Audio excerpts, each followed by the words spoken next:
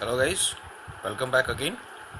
So this is the topic that I'm going to discuss now is again the most confused one. Most of students get confused when there is right shift of the oxygen hemoglobin dissociation curve, when there is a left shift of the oxygen hemoglobin dissociation curve. This is a quite a confusing topic sometimes, but guys, it's very easy actually.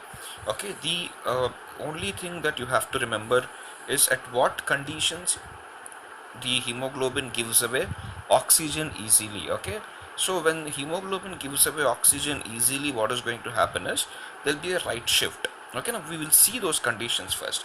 The first condition that we'll be seeing is high partial pressure of carbon dioxide, guys.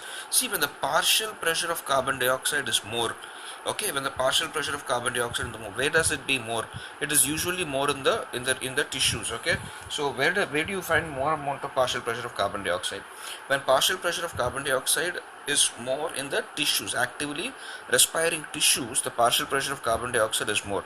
So obviously we know when the partial pressure of carbon dioxide is more, okay, what is going to happen? We have the formation of the carbonic acid, and I told you in the previous video also that when carbonic acid is formed, carbon dioxide combines with water and forms carbonic acid, that is going to form hydrogen ion and bicarbonate.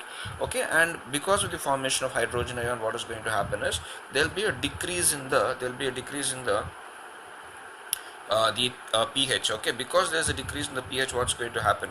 Because there's a decrease in the pH, obviously more amount of what you call oxygen dissociates from the hemoglobin. That's what we have seen in the last lecture of the Bohr effect, correct?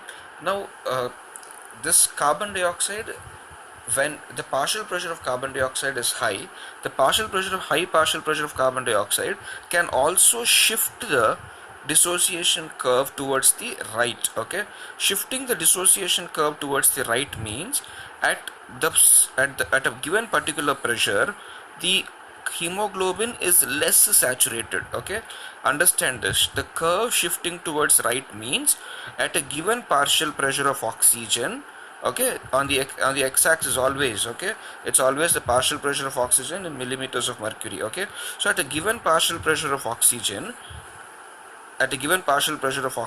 we have less saturation of the hemoglobin molecule, means the number of oxygen molecules that are bound to hemoglobin will be less. Okay, so as the partial pressure of carbon dioxide raises, what hemoglobin does is hemoglobin releases oxygen. So as the partial pressure of carbon dioxide is increasing, okay, hemoglobin is going to give away its oxygen. Okay, so you know when hemoglobin is giving away its oxygen, what is going to happen? Obviously it is going to its saturation is going to reduce, correct? So when its saturation is reducing, obviously the curve is going to shift towards right. Again, saturation reducing, curve shifting towards right means now at a given partial pressure, the hemoglobin molecule will not be having the same saturation as it had previously. See, this is the normal curve. The green color one is the normal curve, the blue color one is the left shift, and this one is the right shift.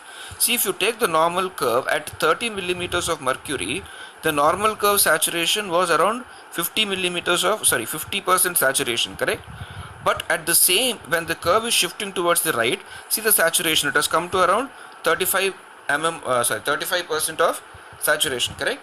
So as the carbon dioxide partial pressure raises, the hemoglobin releases oxygen more readily. Okay, so once it is releasing oxygen, the curve is going to shift towards the right. Okay, so once the partial pressure of carbon dioxide is decreasing, then what is going to happen? Once the partial pressure of carbon dioxide is decreasing, then what is going to happen? Decrease in carbon dioxide partial pressure, okay, decrease in the partial pressure of carbon dioxide is going to, it will allow more amount of oxygen to associate with it. So when it is allowing more amount of oxygen to associate with it, obviously the percentage saturation is going to be high. Okay, so when there is a right shift, the right shift is high blood carbon dioxide. Okay, when there's high blood partial pressure of carbon dioxide, the curve is going to shift towards the right. Okay, and this is the normal CO2 levels. Okay, this is the normal CO2 levels, and this one, and when is this one, guys? This is when the partial pressure of carbon dioxide is low blood